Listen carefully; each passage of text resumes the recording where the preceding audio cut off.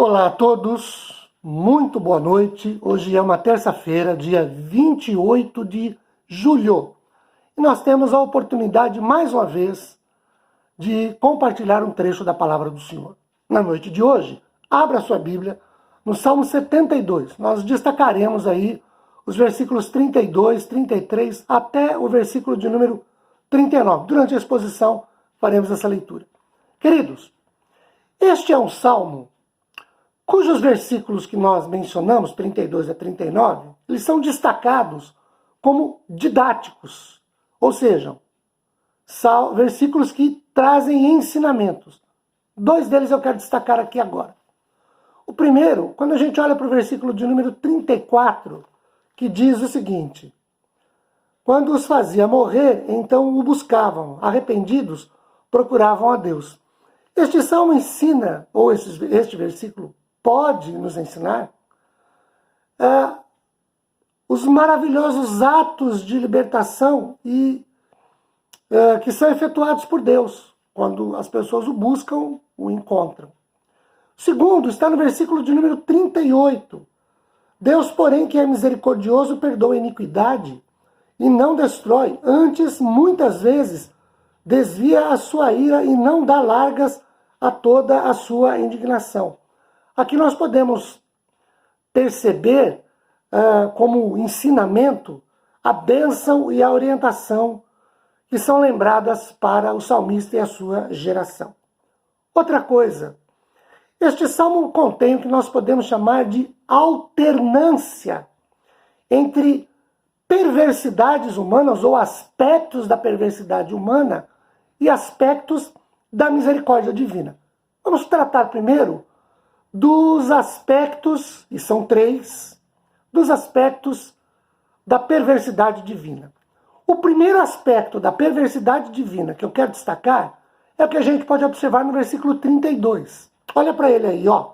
Sem embargo. Interessante o uso desse vocabulário, né? Embargo, essa palavra embargo. Talvez pudéssemos pensar que ela é uma palavra nova, atualizada, dos dias modernos. Não. Já era uma palavra usada aqui. Sem embargo disso, continuaram a pecar e não creram nas maravilhas de Deus. Queridos, o primeiro aspecto da perversidade humana que a gente destaca aqui é justamente esse. As pessoas sem um bloqueio, sem algo que as parasse, sem algo que as fizesse repensar, refletir, continuaram a pecar e ainda não acreditaram nas maravilhas operalizadas pelo Senhor. Bem, para toda ação, diz a lei da física, há uma reação de mesma intensidade contrária. Paulo, muito antes disso, já tinha dito que o que o homem planta, ele colhe. Pois bem, olhem a consequência desse ato contínuo de pecar, no versículo 33. Por isso, Deus fez que os seus dias, os dias dos pecadores, se dissipassem num sopro, e os seus anos em súbito terror. Isto é, queridos, as pessoas erraram, pecaram, Deus fez com que os seus dias fossem vividos, primeiro, com a maior brevidade possível. Segundo, dias que não se contassem. Ou seja, cadê as obras dessas pessoas? Qual a duração do tempo dessas obras? O que essas pessoas fizeram de significativo? Que lhes deu sentido, que lhes deu razão? Sabe aquela história da pessoa olhar e dizer para você assim: nossa, eu já cheguei nesta idade e eu olho para a minha vida, parece que eu não vivi. Não parece, não. Tem um sentido de ser verdade, quando ela se encaixa no princípio do versículo 32. A consequência é o 33. Por isso a gente lê em Romanos que o salário do pecado é a morte. Morte não necessariamente apenas física, mas morte de sentido de vida, morte de objetivo de vida, morte de objetividade de existência. Ok? O segundo aspecto da perversidade humana que eu quero destacar aqui é o que a gente pode olhar, olhando para o versículo 34, tirar. Veja, o 34 diz, eles só buscavam quando os fazia morrer, quando Deus os fazia morrer, então buscavam, arrependidos, procuravam a Deus. Vejam, eles só buscavam a Deus à beira da morte, ou só quando o calo doía, só quando a dor apertava. São pessoas que só procuram a Deus quando tem problemas, e só procuram a Deus porque tem problemas. Resolvido o problema, eles abandonam, porque eles não querem nada com o Deus da bênção. Eles querem a bênção de Deus. Eles não querem nada com o Deus que resolve o problema. Eles querem que o problema seja resolvido. Eles não querem compromisso com Deus. Esse é o caso aqui. É uma perversidade humana.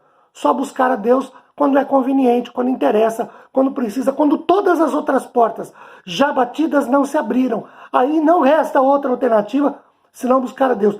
Por isso o texto fala aqui de lembravam-se de Deus, ou quando fazia morrer, aí eles procuravam a Deus. O terceiro aspecto da perversidade humana está nos versículos 36 e 37. Eles só elogiavam a Deus de boca. Olha o 36, ó. Lisonjeavam-no, porém de boca. E com a língua lhe mentiam, porque o coração deles não era firme para com o Senhor, nem foram fiéis à aliança de Deus. Vejam, queridos, o que nós temos aqui? Nós temos pessoas que só elogiavam de boca, mas mentiam. Porque o coração deles, o seu interior, não estava com Deus. Isso me faz lembrar de Isaías 29:13. Texto esse repetido por Jesus em Marcos capítulo 6, 7, versículos 6 e 7. Esse povo me honra com os lábios, mas o coração está longe de mim. São pessoas, queridos, que buscam a Deus, que oram, que cantam, que até vão à igreja, mas não têm nenhum compromisso de vida com Deus. Eles procuram a Deus porque lhes é conveniente, é interessante. Mas quando recebem de Deus aquilo que pedem, que buscam, que encontram, não tem nada. Porque não tem profundidade, não há compromisso com Deus. Essa é que é a grande verdade. Bom, mas nem só de coisas negativas vive a leitura dos Salmos. Nós temos também aspectos da misericórdia de Deus, que são 3 também. Vamos a eles. O primeiro nós podemos extrair do versículo 35, que diz assim, ó. Lembravam-se de que Deus era a sua rocha, e o Altíssimo o seu Redentor. O primeiro aspecto da misericórdia de Deus é que ele é rocha, verso 35. Por isso, em hipótese alguma, homem pode ser rocha. Talvez você fale assim, peraí, pastor, Mateus 16, Jesus diz que Pedro é rocha. Ele nunca disse isso, em hipótese alguma, em momento algum. Se você pegar o texto lá no original, a palavra Pedro quer dizer pedrinha e não rocha. Tanto que Pedro depois fala que a rocha é Cristo. Se fosse ele, ele teria assumido. Nunca é o homem, sempre Deus. Deus é rocha. E aí, como rocha, ele é lugar firme. Ele é um lugar seguro. Ele é um lugar que não se abala. Ele é um lugar de cuidado. E ele é redentor. Verso de número 35 também diz isso. Ou seja, é aquele que nos guarda, que nos protege, que nos ampara, que pagou o preço da vida de Cristo na cruz do Calvário para ter-nos. Ele é nosso redentor. O segundo aspecto da misericórdia de Deus está no versículo de número 38, quando diz o seguinte: ele, porém, que é misericordioso. Ele tem misericórdia, ele socorre, ele ajuda, ele ampara, ele guarda, ele vai em busca daquele que é necessitado e o auxilia. Ele é misericordioso, é bondoso. A sua longanimidade, a palavra longanimidade no original quer dizer ânimo longo, comprido, extenso. Deus é misericordioso.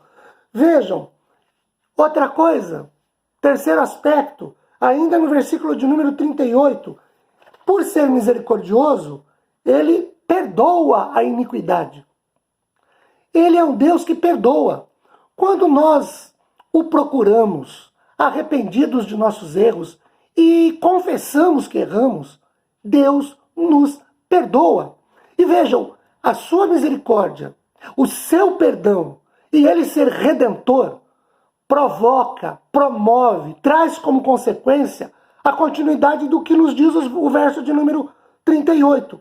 Não destrói, não aniquila, não acaba. Antes, muitas vezes ele desvia a sua ira e ele não dá largas a toda a sua iniquidade. Ou seja, por Deus ser misericordioso, ele continua cuidando do seu povo. Outra coisa, ele desvia a sua cólera, ele não deixa despertar toda a sua ira contra o povo. É como se Deus engolisse parte da sua ira, como se Deus engolisse parte do castigo que ele deve derramar sobre as pessoas, porque as pessoas são carne e não aguentam. Tem o aspecto da iniquidade do homem, da persistência do homem em errar. Tem um aspecto, como nós dissemos aqui, da perversidade humana, mas também o Salmo nos fala de aspectos da misericórdia de Deus que leva o Senhor a cuidar de nós. Deus te abençoe. Espero voltar a vê-los na próxima quinta-feira, depois de amanhã, para um estudo da palavra do Senhor. Fique na paz do Senhor Jesus. Deus te abençoe de maneira muito especial. Um beijo no seu coração. Tchau, gente!